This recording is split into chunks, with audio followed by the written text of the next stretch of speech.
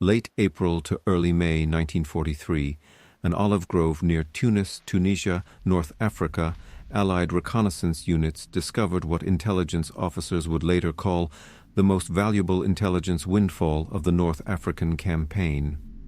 Tiger 712, abandoned, intact, functional. The massive German heavy tank sat silent among GNL'd olive trees, its 88mm gun motionless. The crew had fled without destroying their vehicle. No demolition charges had been placed. Through the chaos of total military collapse, the Germans had left their most feared weapon for the Allies to capture whole. What would be learned from this 60-ton steel monster would prove more valuable than destroying a dozen Tigers in combat. The tank would reveal not just German engineering excellence, but a critical strategic weakness that made even the mightiest weapon vulnerable on the battlefield. Not through inadequate armor or insufficient firepower, but through an appetite for fuel so massive it defied sustainable military operations across extended campaigns. The North African campaign ended in complete disaster for Axis forces. Between May 7th and May 13th, 1943, approximately 230,000 German and Italian soldiers surrendered in Tunisia. The entire Afrika Korps ceased to exist as a fighting force. Among the surrendered units were survivors from Heavy Panzer Battalion 501, one of Germany's premier armored formations equipped with Tiger tanks. Tigers had arrived in Tunisia beginning in late November 1942. 3 Tigers from Heavy Panzer Battalion 501 reached Tunis on November 23, 1942, marking the combat debut of German heavy tanks in North Africa. More Tigers arrived through December and January, eventually building battalion strength to 20 operational vehicles. The Tiger's reputation preceded its arrival in Tunisia. Soviet forces on the Eastern Plaz front had encountered these behemoths in January 1943 near Leningrad. Red Army reports described vehicles that could destroy T-34 medium tanks from distances exceeding 2,000 km. The Tigers mounted the famous 88mm gun derived from Germany's effective anti-aircraft weapon converted for anti-tank purposes. This gun could penetrate any Allied tank's frontal armor at ranges where return fire remained impossible. American forces first received intelligence reports about German super heavy tanks in early February 1943 through British sources. The description seemed exaggerated to soldiers accustomed to facing Panzer III and Panzer IV medium tanks. Intelligence summaries described a tank weighing over 55 tons with frontal armor 100mm thick and a main gun capable of destroying Allied tanks at distances beyond 2 kilometers. Many American tankers dismissed these reports as British exaggeration or propaganda. The reality exceeded the intelligence warnings. On February 14, 1943, German forces launched Operation Fueling's Wind, striking American positions at Fay Pass in central Tunisia. Elements of 21st Panzer Division, reinforced by Tigers from Heavy Panzer Battalion 501, attacked Combat Command A of the United States 1st Armored Division. The Battle of City Build on February 14th and 15th demonstrated Tiger superiority decisively. Combat Command C of 1st Armored Division counterattacked on February 15th with 52 Sherman medium tanks. German forces had positioned anti-tank guns in a classic ambush with Tigers supporting from longer range. By the time Combat Command C withdrew, 46 of 52 Sherman tanks had been destroyed or disabled. Post-battle analysis revealed critical information about the Tiger threat. A battlefield survey conducted 3 weeks after the engagement mapped destroyed American tanks and determined what weapons had killed them. Remarkably, only 1 Sherman had been hit by an 88mm round, either from a Tiger or from towed 88mm anti-tank guns. Most American tanks fell to 50mm guns from Panzer III's or 75mm guns from Panzer IV's. The survey demonstrated that Tigers were relatively few in number, but their psychological impact far exceeded their actual battlefield presence. The Battle of Kasserine Pass, beginning February 19, 1943, introduced American ground forces to large-scale combat against experienced German armor. Tigers participated in the offensive, though in limited numbers. American Sherman tanks mounting 75mm guns had to close within 300 meters for any possibility of penetrating Tiger armor from flank or rear angles.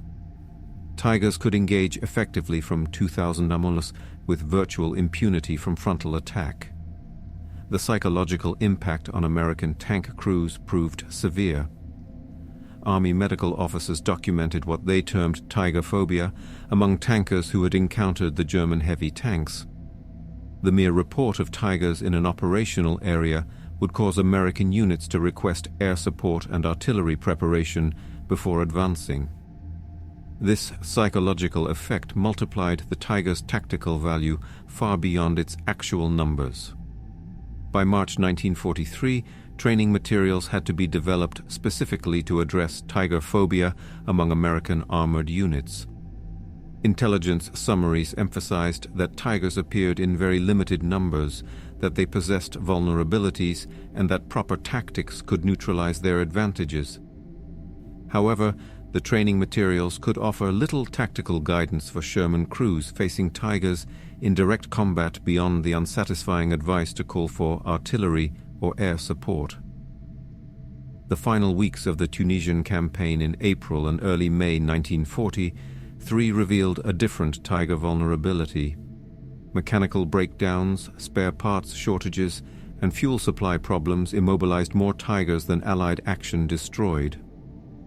Heavy Panzer Battalion 501 had arrived in Tunisia with 20 Tigers and 16 Panzer III support tanks. By the end of April, only a handful remained operational. The rest sat abandoned or destroyed by their own crews as German forces collapsed. The battalion's war diary, captured by British forces and later shared with the American intelligence, documented the deteriorating situation week by week. Entries from December 1942 showed 20 Tigers operational upon arrival. By December 28th, only 14 remained operational with 8 down for mechanical repairs. Spare parts proved unavailable.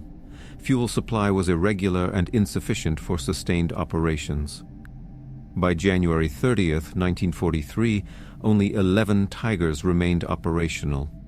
The diary noted that fuel shortages were becoming critical, with each Tiger requiring continuous supplies of fuel, lubricants, and spare parts that German logistics in North Africa could not provide consistently. March entries reported only 6 Tigers operational, with the remainder down from mechanical failure or fuel shortages. Requests for spare engines were denied, with headquarters reporting no engines available anywhere in the theater. The April 20th entry captured the desperation. Allied offensives were breaking through all German positions. Orders came to retreat, but fuel supplies were sufficient only for limited movement. Many Tigers would have to be abandoned. Demolition teams were overwhelmed trying to destroy so much equipment. Some vehicles would inevitably fall into enemy hands intact. Tiger 712 never received demolition charges. Its crew, facing overwhelming Allied pressure and desperately low on fuel, abandoned the vehicle in an olive grove near Tunis. Whether they expected demolition and teams to reach it or simply fled to survive remains unknown. The chaos of total military collapse left many such questions unanswered.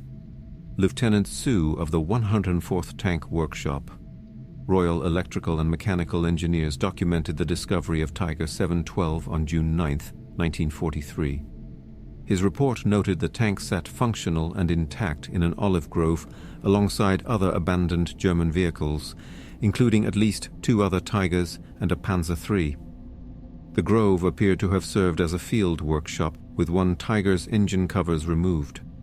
Demolition had destroyed one Tiger completely, but Tiger 712 remained untouched. The discovery electrified Allied intelligence communities. Colonel George B. Jarrett, chief of the Foreign Material Branch at Aberdeen Proving Ground in Maryland, received notification that American forces had secured an intact Tiger. This represented an unprecedented intelligence opportunity. For months, Allied forces had fought Tigers without fully understanding their capabilities or limitations. Now they possessed one to examine, measure, test, and analyze in complete detail. The recovery operation itself demonstrated the Tiger's extraordinary size and weight. Tiger 712 weighed 56.9 tons in combat configuration. American M31 tank recovery vehicles were designed to recover 30-ton Sherman tanks. Moving the Tiger required multiple recovery vehicles working together, plus bulldozers and specialized heavy equipment. The convoy transporting Tiger 712 from the capture site to Tunis port moved primarily at night to avoid any remaining Luftwaffe attention. Though by May 1943, German air power over Tunisia had effectively ceased to exist, engineers had to assess every bridge for load-bearing capacity. Some roads could not support the combined weight of the Tiger and its transport trailer. The journey that normally required 4 hours took 3 days.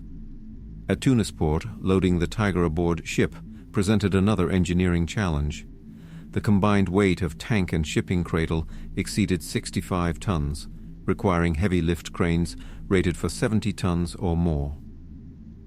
Port engineers located suitable equipment and loaded Tiger 712 aboard Liberty ship SS Samuel P. Bush for Atlantic crossing. The voyage took approximately 3 weeks, with the ship arriving at Norfolk, Virginia in early July 1943. From Norfolk, Tiger 712 traveled by special reinforced flatbed rail car to Aberdeen Proving Ground in Maryland, arriving in mid-July 1943. Aberdeen Proving Ground served as the United States Army's premier testing and evaluation facility for ordnance and armored vehicles. Engineers and intelligence officers had been preparing for months, studying captured German technical manuals, translating operating documents, and compiling battlefield intelligence reports. Brigadier General Gladian M. Barnes, Chief of Research and Development for Army Ordnance, sent explicit instructions to Aberdeen testing teams. The captured Tiger represented unprecedented opportunity to evaluate the most dangerous enemy tank in detail. Testing would be comprehensive, covering armor protection, armament effectiveness, mechanical reliability, mobility characteristics, and critically logistical requirements including fuel consumption and operational range. Initial inspection revealed sophisticated German engineering. The Tiger employed interrolled road wheel arrangements with torsion bar suspension, providing superior weight distribution and cross-country performance.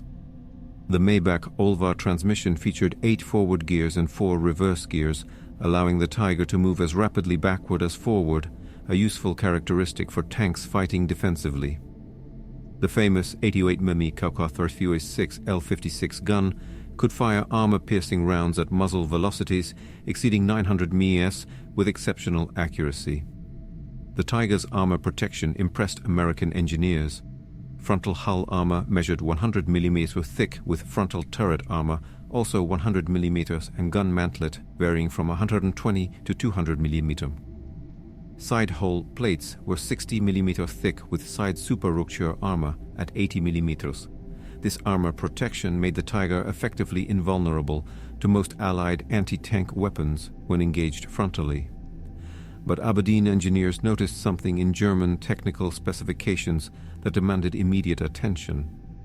Fuel capacity and consumption figures raised serious questions about the Tiger's operational sustainability. The tank carried 532 L of fuel, approximately 140 United States gallons, in 4 fuel tanks located in the rear compartments. The Maybach HL2 3-hour 12-cylinder engine produced 690 horsepower. Substantial power, but barely adequate for the Tiger's 56.9-ton weight. German operating documents captured with the tank specified operational range of 195 km on roads under ideal conditions, approximately 121 miles. Off-road range was listed as 110 km, approximately 68 mi. These figures immediately concerned American engineers familiar with Sherman operational ranges. Even accounting for the Tiger's greater weight, the operational range seemed remarkably short. The testing program at Aberdeen ran from July 1943 through January 1944. 6 months of intensive evaluation covering every aspect of Tiger performance. Fuel consumption testing received highest priority because it directly affected operational capabilities. American military doctrine emphasized mobile warfare, requiring armored units to operate deep in enemy territory, sometimes hundreds of miles from supply bases. A tank with limited operational range posed severe strategic limitations regardless of its tactical superiority. Tests on paved roads at steady cruising speed confirmed German specifications. Tiger 712 consumed approximately 195 L per 100 kilometers on roads, equivalent to roughly 1.2 gol per mile. This gave a theoretical maximum range of approximately 117 meters, with full 140 gal fuel capacity, closely matching German claims of 181 meters. However, cross-country testing revealed dramatically worse fuel consumption. Aberdeen's rough terrain course included hills, mud, sand, water crossings, and obstacles simulating combat conditions.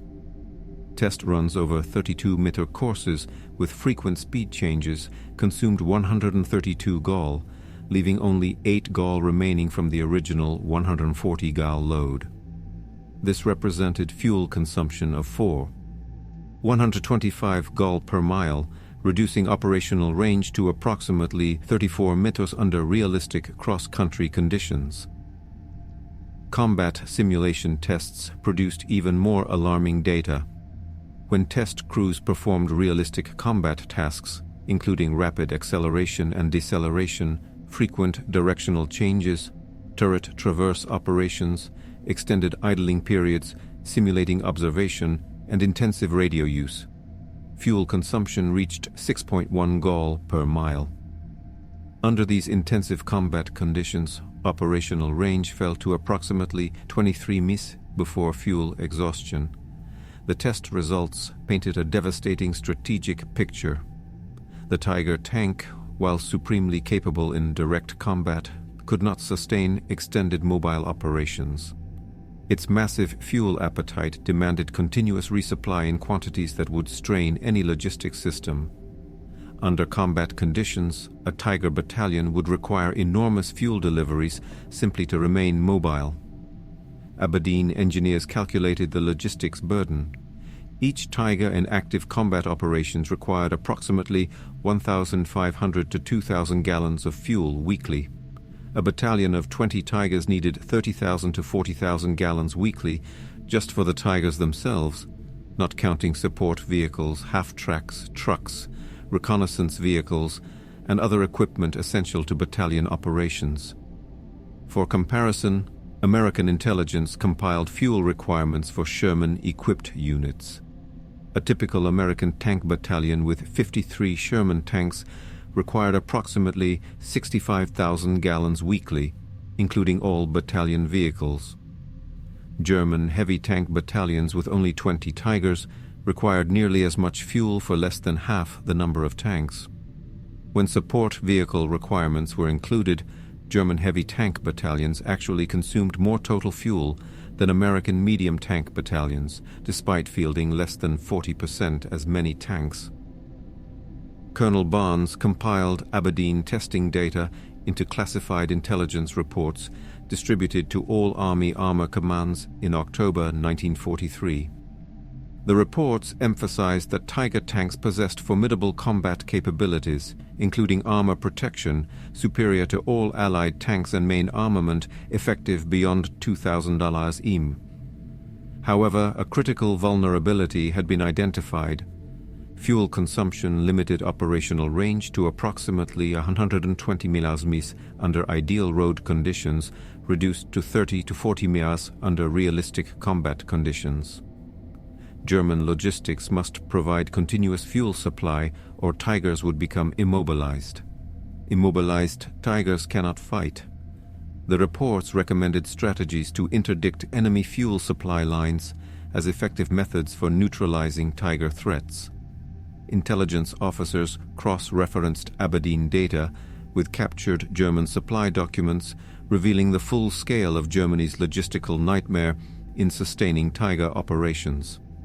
The analysis showed that German logistics in 1943 and 1944 could barely support tiger fuel requirements even under favorable conditions. With Allied air power systematically destroying German supply lines, fuel shortages would inevitably tiger effectiveness. The Tiger's fuel consumption explained mysterious operational patterns Allied intelligence had observed throughout 1943. German heavy tank battalions rarely operated more than 30 to 40 kilometers from established supply bases. Tigers avoided prolonged movements when possible. They frequently assumed static defensive positions rather than pursuing defeated enemies. This was not merely tactical preference but logistical necessity imposed by limited operational range. Captured German unit war diaries from multiple fronts confirmed the analysis. Heavy SS Panzer Battalion 101 war diary from Normandy in summer 1944 documented recurring fuel shortages.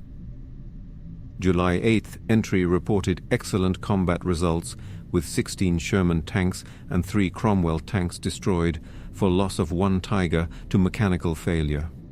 However, fuel supplies were exhausted after 4 hours of combat. The battalion sat immobile, awaiting fuel trucks while Allied forces withdrew. Pursuit was impossible due to fuel shortage.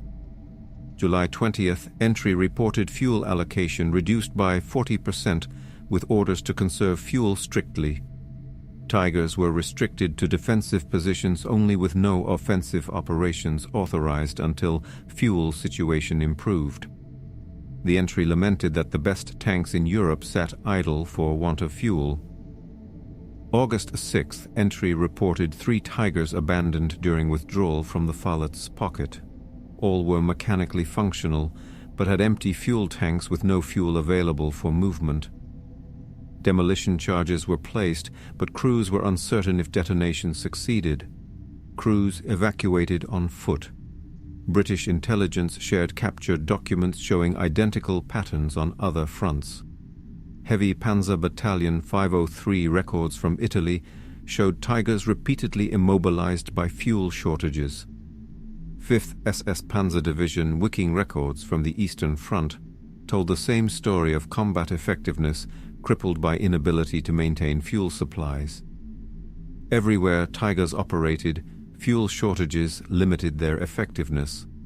American intelligence distributed tactical guidance based on Aberdeen findings to all combat units by November 1943. The guidance advised that when encountering Tigers, units should avoid direct frontal engagement when possible. Instead, maneuver to force Tigers to reposition. Each mile a Tiger moves consumes significant fuel reserves. Extended maneuvering exhausts Tiger fuel supplies rapidly. Immobilized Tigers can be bypassed or destroyed with artillery and air support rather than risking direct tank engagement. Training films produced in late 1943 incorporated fuel consumption findings. One film titled Understanding German Heavy Tanks explained clearly that the Tiger tank consumed approximately 3 to 6 gallons of fuel per mile depending on terrain and tactical situation. Sherman tanks consumed less than 1 gallon per mile under most conditions. This meant American tanks could maneuver 5 to 6 times farther on equivalent fuel. Crews were instructed to use their mobility advantage by making Tigers chase American formations, burning scarce German fuel, then striking when Tigers could no longer maneuver effectively.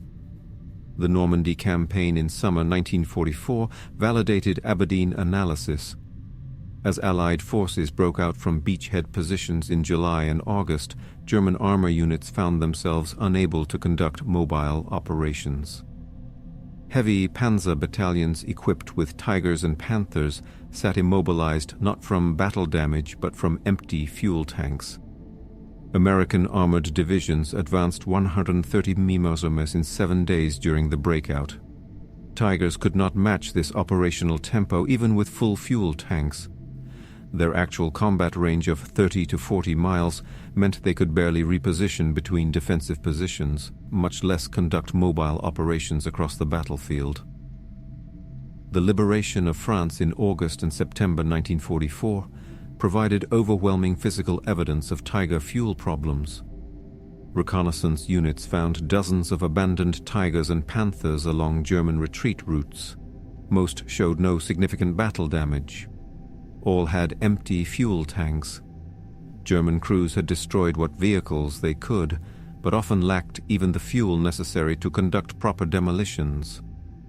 Operational tanks were simply abandoned when fuel ran out. The Ardennes offensive in December 1944 exposed the fuel crisis catastrophically. German forces launched their last Great Western Offensive with strict fuel rationing. Each Panzer division received fuel calculated for approximately a 150-kilometer movement, with operational plans assuming capture of Allied fuel dumps for resupply. The plan failed completely.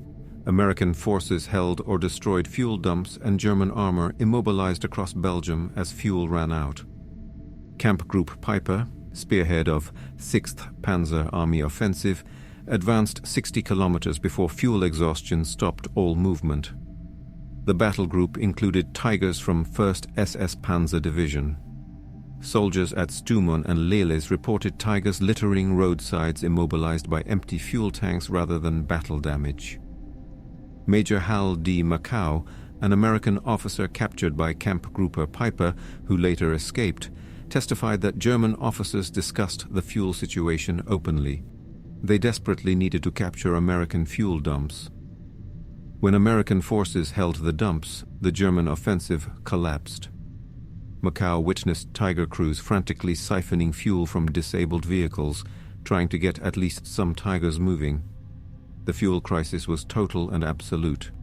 German records captured after the war revealed that fuel shortages dominated German operational planning from 1943 onward. Each Tiger consumed approximately 300,000 gall of fuel over its average service life. That same fuel quantity could have powered 7 Panther tanks or 18 Panzer IV tanks. Germany had chosen concentrated firepower over distributed capability and paid the strategic price in operational paralysis when fuel supplies dwindled. The final American assessment, prepared by Army Ordnance in March 1945, concluded definitively that the Tiger I heavy tank represented exceptional design for individual combat performance, but catastrophic failure in logistical sustainability. Fuel consumption of approximately 1.22 gallons per mile on roads, increasing to 3 to 6 gallons per mile under combat conditions, rendered the Tiger operationally unsustainable in extended campaigns. German industry could produce these tanks, German military could crew them with skilled tankers, but German logistics could not fuel them adequately, especially under constant Allied air interdiction of supply lines. After the war, Allied forces interrogated captured German tank designers and engineers. Henschel engineers who developed the Tiger admitted that fuel consumption concerns were raised during the design phase, but were overruled by military demands for maximum armor protection and firepower. Erwin Aders, a senior engineer at Henel, testified to Allied interrogators in May 1945 that engineers calculated during the design phase that Tiger fuel consumption would limit operational range to approximately 120 kilometers on roads, significantly less in combat conditions. This was reported to VEH procurement officers who acknowledged the limitation but insisted that the Tiger's combat superiority would enable quick, decisive victories before fuel became a critical limiting factor. History proved them wrong. Dr. Ferdinand Porsche, whose competing Tiger design was rejected in favor of Henschel's version, provided testimony explaining that both competing designs suffered from excessive fuel consumption. His design used gasoline-electric drive, which was even less fuel efficient than Henschel's mechanical transmission. Engineers knew that no heavy tank weighing 55 to 60 tons could achieve acceptable fuel economy with technology available in 1942. But military leadership demanded the heaviest armor and most powerful gun, regardless of logistical consequences. The result was a tank that could dominate any individual battle but could not sustain campaigns. The Tiger's fuel consumption became a prominent teaching example in post-war military education. The United States Army Command and General Staff College used it extensively in logistics courses to illustrate a fundamental principle. A weapon that cannot be sustained in combat is not an effective weapon, regardless of tactical performance. The Tiger tank, despite its fearsome reputation and genuine tactical superiority, ultimately proved this principle through thousands of examples across European battlefields. Superior tactical performance without logistical sustainability equals strategic failure. Tiger 712 remained at Aberdeen Proving Ground as a training exhibit until 1989, serving for 46 years as a physical reminder of the importance of logistics in armored warfare. The tank that had terrorized Allied crews in 1943 became a classroom tool teaching the critical relationship between tactical capability and strategic sustainability. Generations of American armor officers studied it, learning lessons about balancing firepower, protection, and mobility with sustainable logistics. In 1989, Tiger 712 was loaned to Germany for restoration and display. It eventually returned to the United States and currently resides at Fort Moore, Georgia, formerly Fort Benning, as part of the United States Army Armor and Cavalry Collection. The left side of hull and turret remain cut open for instructional purposes, revealing internal components to students. It stands as both monument and teaching tool, representing German engineering excellence that ignored operational sustainability constraints. The capture and testing of Tiger 712 provided intelligence that fundamentally shaped Allied tank tactics for the remainder of World War II. American tank crews learned that the fearsome Tiger possessed a vulnerability more significant than any weakness in its armor scheme. It consumed fuel at rates that made sustained mobile operations impossible when facing Allied air interdiction and systematic attacks on German supply lines. Understanding this vulnerability allowed Allied forces to develop effective counter-tactics that neutralized Tiger advantages without requiring equivalent armor or firepower. Understanding Tiger fuel consumption influenced American tank design for decades after the war. The M48 Patton tank developed in the 1950s achieved better than 1 mile per gallon fuel economy, despite weighing 47 tons and mounting a powerful 90mm gun. American engineers remembered that mobility depends fundamentally on fuel efficiency, and fuel efficiency demands disciplined engineering choices, balancing multiple competing requirements. The lessons learned from Tiger 712 ensured that operational range remained a critical design parameter for all subsequent American armored vehicles. Modern main battle tanks continue the legacy of balancing firepower, protection, and mobility with sustainable logistics. The M1 Abrams tank, introduced in 1980, carries over 500 gallons of fuel and achieves approximately 6 meters per gallon, enabling operational range exceeding 300 meters on roads. Despite being a gas turbine-powered 70-ton vehicle, the Abrams maintains sufficient operational range for deep strikes and mobile operations. Designers ensure that even the most powerful tanks can go the distance operationally. A lesson learned partly from Tiger 712. The story of Tiger 712 teaches an enduring lesson about military technology. Superior weapons require sustainable logistics to achieve strategic effect. The most powerful tank in the world becomes useless when immobilized, waiting for fuel trucks that never arrive. German engineering created a tactical masterpiece in the Tiger. German logistics could not sustain it in extended operations against enemies who controlled the air and systematically destroyed supply infrastructure. Allied forces exploited this vulnerability ruthlessly and effectively. The final assessment belongs to Colonel George B. Jarrett, who supervised all captured German equipment evaluation during and after the war. Written in June 1945, his summary assessment captured 3 years of testing and analysis. The German Tiger tank achieved everything its designers promised tactically. It provided superior armor protection, devastating firepower at long range, and excellent crew protection. But it failed strategically because it violated a fundamental military principle. Any weapon system must be sustainable in extended combat operations. The Tiger's fuel consumption, mechanical complexity, and extraordinary logistical demands made it ultimately unsustainable in prolonged warfare.